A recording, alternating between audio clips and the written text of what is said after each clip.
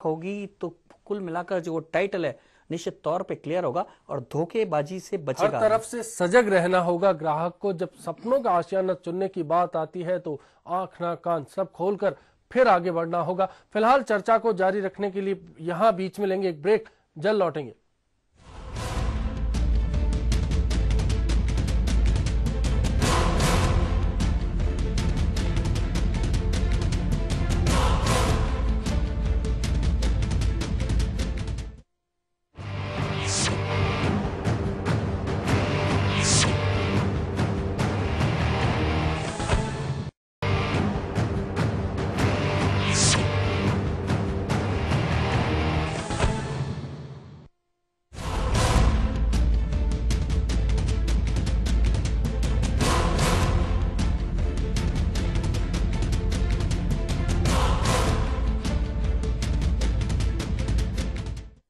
चर्चा में फिर से आपका स्वागत है। बात हो रही है, अगर कहीं आप घर, जमीन, मकान कुछ भी खरीदने का सपना रखते हैं तो क्या सावधानी आप बरतें, इसको लेकर बातचीत जारी है। फिलहाल जनता क्या सोचती है, जनता की क्या राय है, आइए पहले वो जानते हैं। में क्या है कि पहले वाली स्थिति नहीं रही। आज मटेरियल इतना महंगा है। आज ईंट मिलती है 5 रुपए की, सीमेंट मिलती है 300 रुपए बैग के, तो क्या गरीब आदमी मकान बनाएगा। लगभग 4 या 5 साल से मुझे मकान बनाने की थी तमन्ना, लेकिन आज तक ये पूरी नहीं हो पाई है, क्योंकि जब देखो तब महंगाई हर साल बढ़ती रहती है। कभी किसका बढ़ गया, किसका बढ़ गया। आज की इस दौर में मकान बनाना इतना महंगा हो गया है कि जिसकी कोई हद ही नहीं। अब तो शायद ये लगता है कि एक सपना ही रह जाएगा कि अपना मकान कब बनेगा। उस एरिया में थोड़ी जांच पड़ताल करनी चाहिए कि यहाँ क्या भाव चल रहे हैं, और कोई अच्छी स्कीम है तो थोड़ा बहुत भाव अपन ऊपर देके भी लें तो आगे उसमें इंफ्रास्ट्रक्चर सुविधाएं वगैरह अच्छी अगर वो दे रहे हैं तो थोड़ा बहुत महंगा लेने में कोई दिक्कत नहीं है। कई बार क्या होता है कि बिल्डर या जो छोटे कॉलोनाइजर हैं वो 2 जगह पट्टी भी बेच देते हैं, या उसके अलावा कुछ दलाल ऐसे होते हैं जो उसको 2 जगह बेच देते हैं, तो उसका खास तौर पे ध्यान रखा जाए। प्लानिंग किस तरह की है, वास्तु फॉलो है या नहीं, ओरिएंटेशन हवा पानी मिल रही है नहीं मिल रही है, डिजाइन एज पर रिक्वायरमेंट है या नहीं है, मटेरियल कैसा यूज हुआ है, जेडी से अप्रूव्ड बिल्डिंग है या नहीं है, प्लानिंग जो ले रहे हो वो बिल्टअप एरिया आपको पूरा मिल रहा है या नहीं मिल रहा है। कि फ्लैट खरीदते समय आप पहले ये देखें क्या उनका नक्शा अप्रूव्ड है, क्या उनकी क्वालिटी नीम के अनुसार उनके जो फ्लोर्स हैं वो बनाई हुई हैं, क्या जयपुर में और समय आने वाले भविष्य के भूकंप विरोधी इन्होंने कोई ऐसा इस्तेमाल किया है जिससे कि उनके भवन को नुकसान नहीं हो। यदि कंस्ट्रक्शन की क्वालिटी आपकी प्रॉपर नहीं हो और उसमें किसी ने एक फ्लैट लिया और वो लगता है कि थोड़ा भूकंप आया और उसमें ढेर हो गया, तो उसकी जिंदगी भर की पूरी कमाई उसके अंदर चली जाती है। तो सिक्योरिटी के ऊपर भी खर्चा कम आता है, तो सिक्योरिटी भी सस्ती पड़ती है। तो सिक्योर्ड है और कम टाइम में और कम पैसे में और अपनी ज़रूरत पूरी हो जाती है, इसलिए फ्लैट अच्छी चीज़ है। जयपुर के अंदर फ्लैट कल्चर बहुत ज़्यादा आ गया है, जिसकी वजह से हर आदमी ये चाहता है कि सब भागदौड़ वाली ज़िंदगी के अंदर अपने एक जल्दी से जल्दी अपने को एक रेडीमेड मकान बना हुआ मिल जाए। गरीब की तो झोंपड़ी ही बनना मुश्किल है, और जो मध्यम श्रेणी अगर 2 कमरों का मकान बनाना चाहता है तो उसके लिए तो मैं कहता हूँ ये बिल्कुल असंभव हो गया है। योजनाओं के चलते उसको अपनी उस आशियाने को प्राप्त करने के कहीं पर भी जब वो सूरत नजर नहीं आती तो वो बहुत ही घुटके रह जाता है। इस स्थिति में राज्य सरकार को, केंद्र सरकार को अपनी योजनाओं में परिवर्तन करते हुए मध्यम वर्गीय परिवारों के लिए स्पेशली योजनाएं चलाकर इस प्रकार की।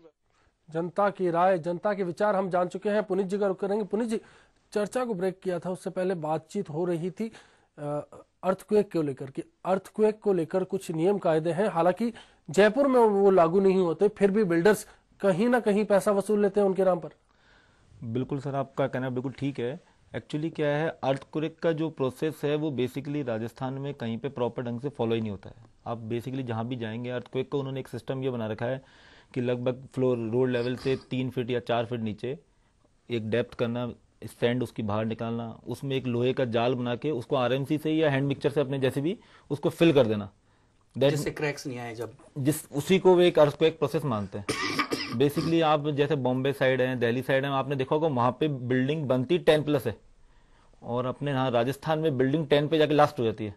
एक्चुअली क्या है, यहाँ पे जो अर्थक्वेक का प्रोसेस है उनका मानना यह है कि एक 2.5 फीट या 3 फीट गहरा खड्डा करना और उसके चारों तरफ एक आरसीसी का beam just like a roof cast करना, उसी को वो एक अर्थक्वेक का नाम दे रहे हैं। उससे पूरा अर्थक्वेक नहीं है, वो प्रॉपर अर्थक्वेक नहीं कह सकते अपन उसे। एक और बड़ी बात है, ये तो अर्थक्वेक की बात है, यहाँ तक कि जो बिजली पानी के कनेक्शन है उनमें भी बड़ी दिक्कत आती है। फ्लैट्स में तो बिल्डर सौंप देता है और कई बार तो ये होता है कि कुछ दिनों बाद जब खिड़की लगाने जाते हैं तो खिड़की हाथ में आ जाती है।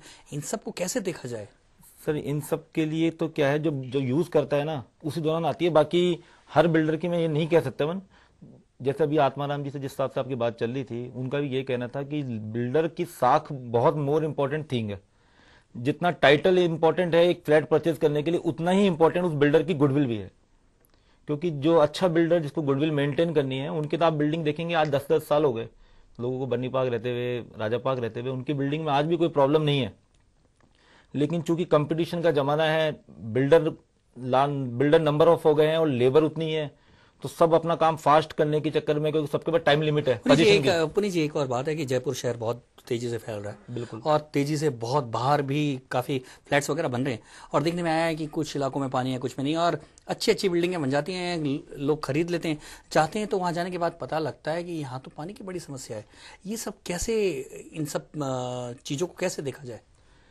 पानी की जो समस्या है सर, इसका बीसलपुर वाला जो गवर्नमेंट का प्रोजेक्ट था वो आपके सामने, उसकी स्थिति जिन जिन एरियो कैसे देखा जाए, ये तो सरकारी हुई। जो बिल्डर हैं वो काफी बात कर देते हैं कि नहीं पानी की कोई समस्या नहीं है और यहाँ कनेक्शन सब सही है।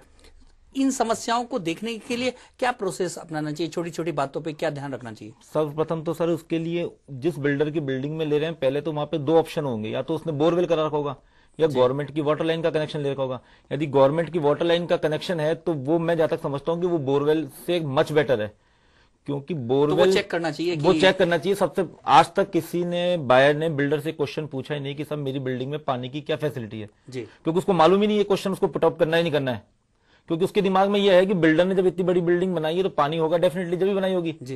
लेकिन बिल्डर ने उस बिल्डिंग को बनाने के लिए क्या अरेंज किया होगा, उस समय क्या उसके संसाधन जुटाए होंगे। 6 महीने के बाद पता लगता है कि बोरवेल में तो पानी नहीं है और सूख गया बोरवेल और फिर परेशानी होती है। आपसे आखिर में ये जानना चाहेंगे कि अगर कहीं शिकायत लगती है, कहीं किसी के साथ धोखा हुआ है, ऐसी परिस्थिति में क्या करें? ऐसी परिस्थिति में भी बिल्डर एसोसिएशन की एक शिकायत कंप्लेंट की इन्होंने एक डिपार्टमेंट बना रखा है। हालांकि उसमें काम वर्क होता ही नहीं होता, इसके आइडिया नहीं मेरे को। बाकी एक कंप्लेंट का उन्होंने बना रखा है कि आप अपनी किसी भी बिल्डर से संबंधित, आपको क्वालिटी से संबंधित किसी भी तरह से कोई कंप्लेंट है तो आप उसमें दर्ज कराइए और उसका विद इन 15 डेज में कोई एक निवारण एक्शन जाकर शिकायत का निवारण हो सकता होती है। शिकायतें होती है, लेकिन सर क्या है, कंपटीशन है, जैसे मैंने बताया। मैं कोई ए ग्रुप का हूं तो मैं डेफिनेटली बी ग्रुप की कंप्लेंट लिखाऊंगा, क्योंकि कंप्लेंट तो एक, यानी कि इसमें भी बहुत फर्जीवाड़ा है। इसमें तो कहाँ जाए आम आदमी? इसके लिए बेसिकली गवर्नमेंट को अपना कोई एक सेक्शन ऐसा बनाना पड़ेगा जो इन बिल्डर्स पे एक कमेटी गठित कर दे कि आपकी बिल्डिंग में यदि कोई कमेटी में, आपकी बिल्डिंग में रहने वाले फ्लैट वाले को यदि किसी तरह की कोई कंप्लेंट आती है तो हमारे यहाँ पे वो कंप्लेंट यदि रिटर्न में आती है तो हम आपसे जानना चाहेंगे अब ऐसे में जब कहीं सबसे बड़ी बात इन्होंने कही कि कोई ऐसी एजेंसी नहीं है जहां शिकायत की जाए, तो इसका मतलब आम आदमी को यह समझ जाना चाहिए कि कोई एजेंसी नहीं है। अगर आपने गलत मकान खरीद लिया है तो कहीं शिकायत करने के लिए कहीं आप जा नहीं सकते हैं। यदि धोखा हुआ है तो निश्चित तौर पे FIR दर्ज कराएंगे। उसकी जब तक निर्णय आएंगे या कोर्ट से निर्णय आएंगे तब तक आप शायद अपनी उम्र पूरी गुजार चुके होंगे। इसलिए बहुत जरूरी है कि अपना आशियाना बनाने से पहले बिल्कुल तहे दिल से देखें, बिल्कुल जांचे परखें। और जो बात कही है, एक अकेला इस शहर में आबोदाना ढूंढता है, आबोदाना और आशियाना ढूंढने के लिए पूरा वक्त लीजिए, जल्दबाजी मत कीजिए और वक्त के साथ पूरी एक एक बात पर पुख्ता होने के बाद अपना आशियाना बनाइए, खरीदिए, जिससे सुखद जीवन हो। बिल्कुल प्रताप जी, सोच समझकर फिर आशियाना चुनिए ताकि आगे जाकर कहीं आपको परेशानी ना हो। चर्चा में इतना ही। खास मेहमान पुनीत जी का हम शुक्रिया यहाँ अदा करेंगे। चलते चलते आप देखिए क्या कहती है कवि की कलम। कल फिर होगी मुलाकात। नमस्कार।